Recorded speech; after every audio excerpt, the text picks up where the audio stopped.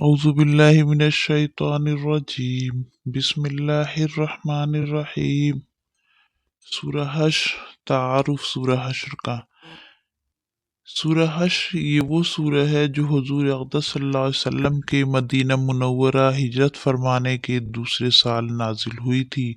مدینہ منورہ میں یہودیوں کی ایک بڑی تعداد آباد تھی۔ حضرت صلی اللہ علیہ وسلم نے ان سے یہ معاہدہ کر لیا تھا کہ آپس میں امن و امان سے رہیں گے اور مدینہ منورہ پر حملہ ہونے کی صورت میں مل کر اس کا دفاع کریں گے۔ یہودیوں نے اس معاہدہ کو تو قبول کر لیا تھا، لیکن ان کو حضور صلی اللہ علیہ وسلم سے دلی بغض تھا، اس لیے وہ خفیہ طور پر آپ کے خلاف سازشیں کرتے رہتے تھے۔ چنانچہ انہوں نے در پردہ مکہ مکرمہ کے بت پرستوں سے تعلقات رکھے ہوئے تھے اور ان کو مسلمانوں کے خلاف اکساتے رہتے تھے، اور ان سے یہ وعدہ کر لیا تھا کہ اگر تم مسلمانوں پر حملہ کرو گے تو ہم تمہارا ساتھ دیں گے۔ یہودیوں کا ایک قبیلہ بنو نذیر کہلاتا تھا۔ ایک مرتبہ حضرت صلی اللہ علیہ وسلم ان سے معاہدے کی کچھ شرائط پر عمل کرانے کے لیے ان کے پاس تشریف لے گئے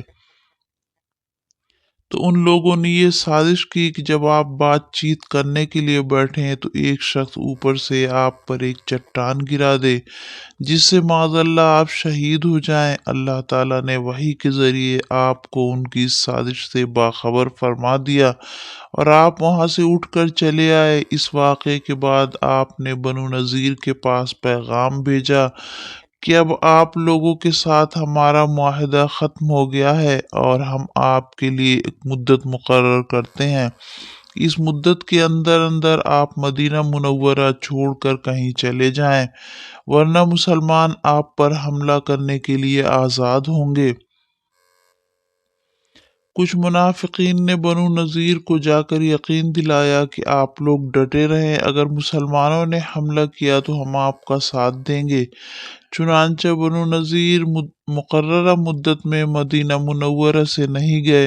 حضرت صلی اللہ علیہ وسلم نے مدت گزرنے کے بعد ان کے قلعے کا محاصرہ کر لیا اور منافقین نے ان کی کوئی مدد نہیں کی۔ آخرکار ان لوگوں نے ہتھیار ڈال دیے۔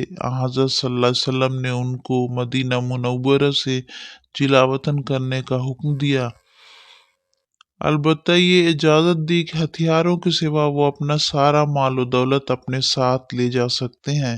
یہ سورہ اس واقعہ کے پس منظر میں نازل ہوئی اور اس میں اس واقعے پر تبصرہ بھی فرمایا گیا ہے اور اس سے متعلق بہت سی ہدایات بھی دی گئی ہیں۔ سورہ حشر کے لفظی معنی ہیں جمع کرنا۔ چونکہ اس سورہ کی آیت نمبر 2 میں یہ لفظ آیا ہے جن کی تشریح آیت نمبر 2 کے حاشیے میں آ رہی ہے، اس لیے اس سورہ کا نام سورہ حشر ہے، اور بعض صحابہ سے منقول ہے کہ وہ اسے سورہ بنی نذیر بھی کہا کرتے تھے۔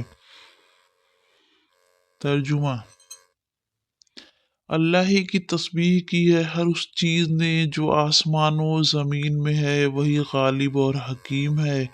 وہی ہے جس نے اہل کتاب کافروں کو پہلے ہی حملے میں ان کے گھروں سے نکال باہر کیا۔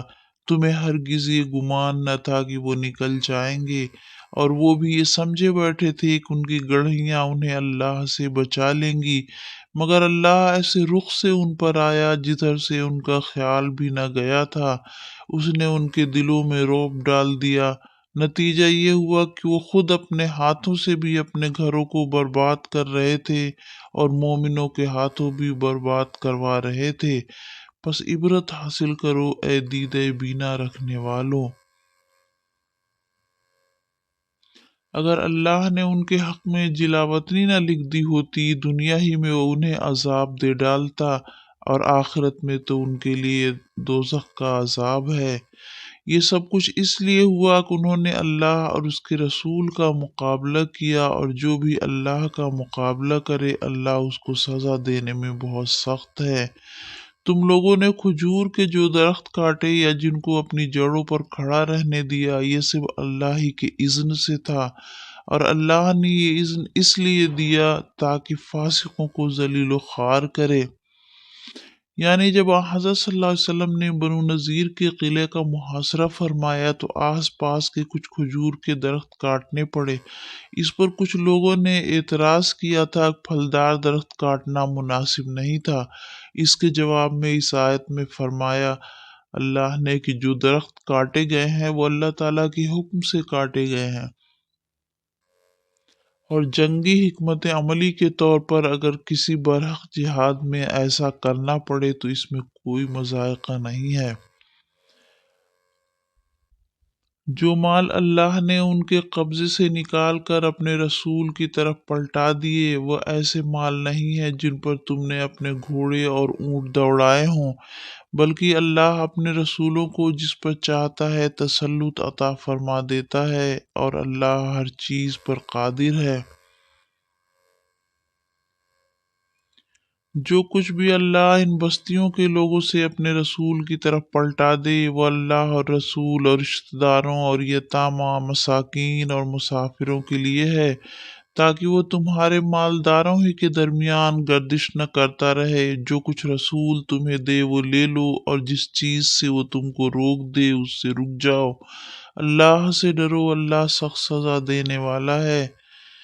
نیز وہ مال ان غریب مہاجروں کے لیے ہے جو اپنے گھروں اور جائیدادوں سے نکال باہر کیے گئے ہیں۔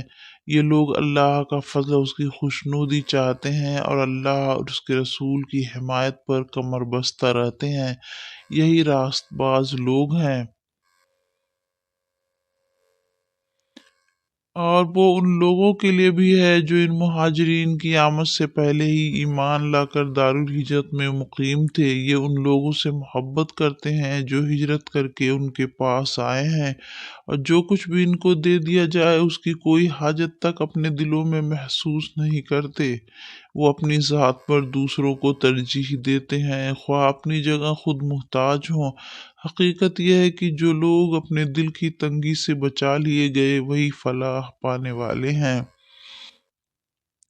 اس سے مراد وہ انصاری صحابہ ہیں جو مدینہ منورہ کے اصل باشندے تھے، انہوں نے مہاجرین کی مدد کی، اگرچہ سارے ہی انصار کی یہی کیفیت تھی کہ وہ ایثار سے کام لیتے تھے، لیکن روایات میں ایک صحابی حضرت ابو طلحہ رضی اللہ عنہ کا خاص طور پر ذکر آیا ہے جن کے گھر میں کھانا بہت تھوڑا سا تھا، پھر بھی جب حضرت صلی اللہ علیہ وسلم نے مسلمانوں کو ترغیب دی کہ وہ کچھ مہمانوں کو اپنے گھر لے جائیں اور انہیں کھانا کھلائیں تو یہ کچھ مہمان اپنے ساتھ لے گئے۔ ان کی تواضع اس طرح کی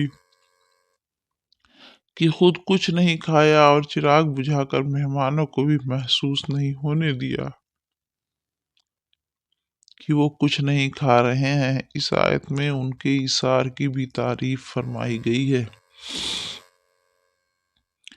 اور وہ ان لوگوں کے لیے بھی ہے جو ان نگلوں کے بعد آئے جو کہتے ہیں کہ اے ہمارے رب ہمیں اور ہمارے ان سب بھائیوں کو بخش دے جو ہم سے پہلے ایمان لائے ہیں، اور ہمارے دلوں میں اہل ایمان کے لیے کوئی بغض نہ رکھ، اے ہمارے رب تو بڑا مہربان اور رحیم ہے۔ تم نے دیکھا نہیں ان لوگوں کو جنہوں نے منافقت کی روش اختیار کی ہے، یہ اپنے کافر اہل کتاب بھائیوں سے کہتے ہیں کہ اگر تمہیں نکالا گیا تو ہم تمہارے ساتھ نکلیں گے، اور تمہارے معاملے میں ہم کسی سے بات ہرگز نہ مانیں گے، اگر تم سے جنگ کی گئی تو ہم تمہاری مدد کریں گے، مگر اللہ گواہ ہے یہ لوگ قطعی جھوٹے ہیں۔ اگر وہ نکالے گئے تو یہ ان کے ساتھ ہرگز نہ نکلیں گے، اور اگر ان سے جنگ کی گئی تو یہ ان کی ہرگز مدد نہ کریں گے، اور اگر یہ ان کی مدد کریں بھی تو پیٹھ پھیر جائیں گے اور پھر کہیں سے کوئی مدد نہ پائیں گے۔ ان کے دلوں میں اللہ سے بڑھ کر تمہارا خوف ہے، اس لیے کہ ایسے لوگ ہیں جو سمجھ بوجھ نہیں رکھتے۔ یہ کبھی اکٹھے ہو کر کھلے میدان میں تمہارا مقابلہ نہ کریں گے، لڑیں گے بھی تو قلعہ بند بستیوں میں بیٹھ کر یا دیواروں کے پیچھے چھپ کر۔ یہ آپس کی مخالفت میں بڑے سخت ہیں، تم انہیں اکٹھا سمجھتے ہو مگر ان کے دل ایک دوسرے سے پھٹے ہوئے ہیں۔ ان کا یہ حال اس لیے ہے کہ یہ بے عقل لوگ ہیں۔ انہی لوگوں کے مانند ہے جو ان سے تھوڑی ہی مدت پہلے اپنے کیے کی مزہ چکھ چکے ہیں اور ان کے لیے دردناک عذاب ہے۔ اس سے مراد ایک اور قبیلے بنی قینقاع کے یہودی ہیں۔ انہوں نے بھی حضور اکرم صلی اللہ علیہ وسلم سے امن اور باہمی تعاون کا معاہدہ کیا تھا، لیکن خود ہی پھر آپ سے جنگ کی ٹھان لی، جس کے نتیجے میں انہوں نے شکست کھائی اور ان کو بھی مدینہ منورہ سے جلا وطن کیا گیا۔ ان کی مثال شیطان کی سی ہے، پہلے وہ انسان سے کہتا ہے کہ کفر کر، اور جب انسان کفر کر بیٹھتا ہے تو وہ کہتا ہے کہ میں تجھ سے بری ذمہ ہوں، مجھے تو اللہ رب العالمین سے ڈر لگتا ہے۔ پھر دونوں کا انجام یہ ہونا ہے کہ یہ ہمیشہ کے لیے جہنم میں جائیں، اور ظالموں کی یہی جزا ہے۔ اے لوگو جو ایمان لائے ہو، اللہ سے ڈرو۔ ہر شخص یہ دیکھے کہ اس نے کل کے لیے کیا سامان کیا ہے۔ اللہ سے ڈرتے رہو، اللہ یقیناً تمہارے ان سب اعمال سے باخبر ہے جو تم کرتے ہو۔ ان لوگوں کی طرح نہ ہو جاؤ جو اللہ کو بھول گئے تو اللہ انہیں خود اپنا نفس بھلا دیا، یہی لوگ فاسق ہیں۔ یعنی اس بات سے غافل اور بے پرواہ ہو گئے کہ جو ان کی جانوں کے لیے کون سی بات فائدے کی ہے کون سی نقصان کی ہے، اور غفلت کے عالم میں وہی کام کرتے رہے جو انہیں تباہی کی طرف لے جانے والا تھا، اور انہیں اس کا شعور بھی نہیں ہوا۔ دوزخ میں جانے والے اور جنت میں جانے والے کبھی یکساں نہیں ہو سکتے، جنت میں جانے والے ہی اصل میں کامیاب ہیں۔ اگر ہم نے یہ قرآن کسی پہاڑ پر بھی اتار دیا ہوتا تو تم دیکھتے کہ وہ اللہ کے خوف سے دبا جا رہا ہے اور پھٹا پڑتا ہے۔ یہ مثالیں ہم لوگوں کے سامنے اس لیے بیان کرتے ہیں کہ وہ اپنی حالت پر غور کریں۔ یہ اللہ ہی ہے جس کے سوا کوئی معبود نہیں، غائب اور ظاہر چیز کا جاننے والا، وہی رحمان اور رحیم ہے۔ وہ اللہ ہی ہے جس کے سوا کوئی معبود نہیں، وہ بادشاہ ہے نہایت مقدس، سراسر سلامتی، امن دینے والا، نگہبان، سب پر غالب، اپنا حکم بزور نافذ کرنے والا اور بڑا ہی ہو کر رہنے والا۔ پاک ہے اللہ اس شرک سے جو یہ لوگ کرتے ہیں۔ وہ اللہ ہی ہے جو تخلیق کا منصوبہ بنانے والا، اس کو نافذ کرنے والا، اس کے مطابق صورت گری کرنے والا ہے۔ اس کے لیے بہترین نام ہے۔ ہر چیز جو آسمان و زمین میں ہے اس کی تسبیح کر رہی ہے، اور وہ زبردست اور حکیم ہے۔ ان آیات میں اللہ تبارک تعالیٰ کے کئی اسماء حسنی کے ذکر فرمایا گیا ہے۔ یہاں ان کا ترجمہ دیا گیا ہے، لیکن اصل نام یہ ہے: الرحمن الرحیم، الملک القدوس السلام، المؤمن المہیمن العزیز الجبار المتکبر الخالق البارئ المصور۔ حضور اقدس صلی اللہ علیہ وسلم نے اللہ تعالیٰ کے کل 99 نام فرمائے ہیں جنہیں اسماء حسنی کہا جاتا ہے۔ والحمد للہ اولا وآخرا۔